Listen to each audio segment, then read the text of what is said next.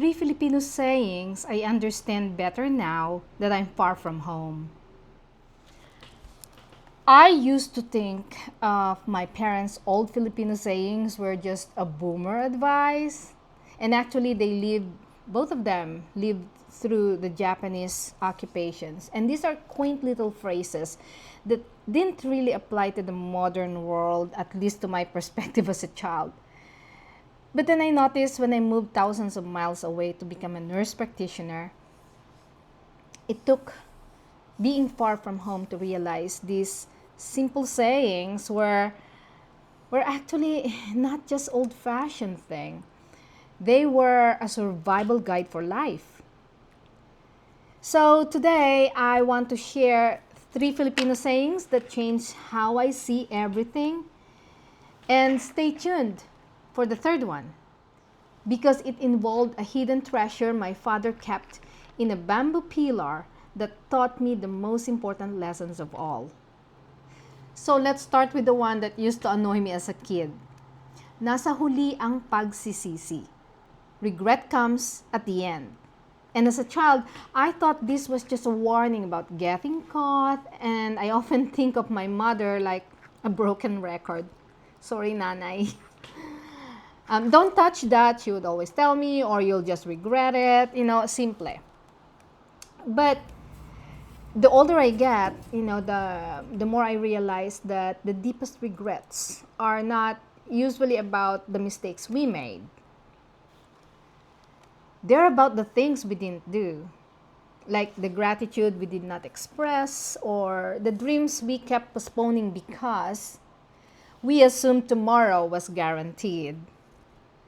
I once knew someone who got a simple traffic ticket, just a fine. And he put it to the counter. Then a notice came, then another, and probably he was busy or, occupied with work, family, life, and years passed, and that tiny ticket grew into a massive, expensive legal problem for him. And the painful part of that scenario is that it is preventable. Now, the regret wasn't about the ticket, of course. It was the later or sakana lang or later on. Well, life works like that. Most regrets don't show up with a bang. They arrive quietly because we hoped a small problem would fix itself.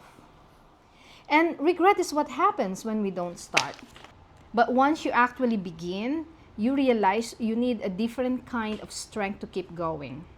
A dear Irish friend of mine keeps saying, when things are tough, just put your hands in your chest and keep going. And that brings me to kung may tiyaga, may nilaga. If you persevere, you'll have something to eat later. When I first moved to the US, some days felt like a dead end. And at times like that, I would think of my father. Because as a boy in Cabanatuan City, he was a janitor and an errand boy at a college. And think about that for a second. The man who would eventually run the college started by sweeping its floors. He performed manual labor by day and studied by night. And later as a teacher, he had to walk across a river every single day just to get to his classroom. And when I think about perseverance, I don't look into motivational poster. I see my father, his pants rolled up, crossing the river day by day, year after year.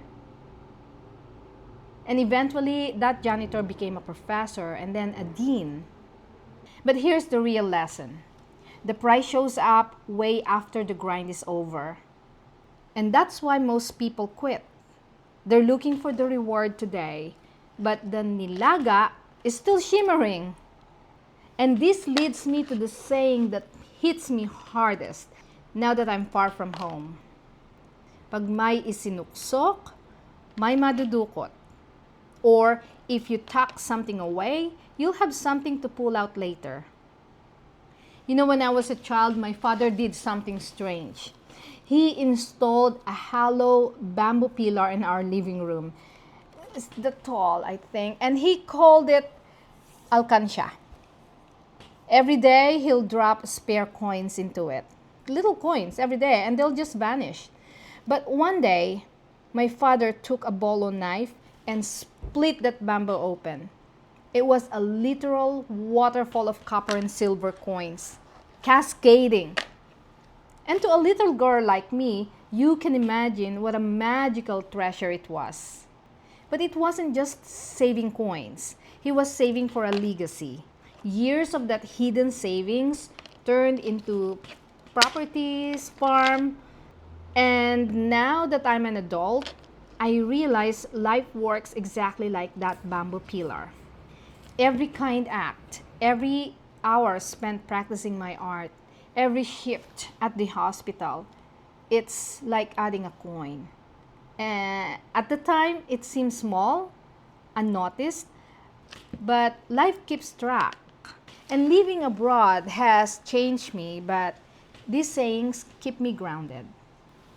They remind me to appreciate what matters before regret sets in, and to keep walking across the river when things are hard, and to trust that my small daily deposits are building a life I'll be proud of.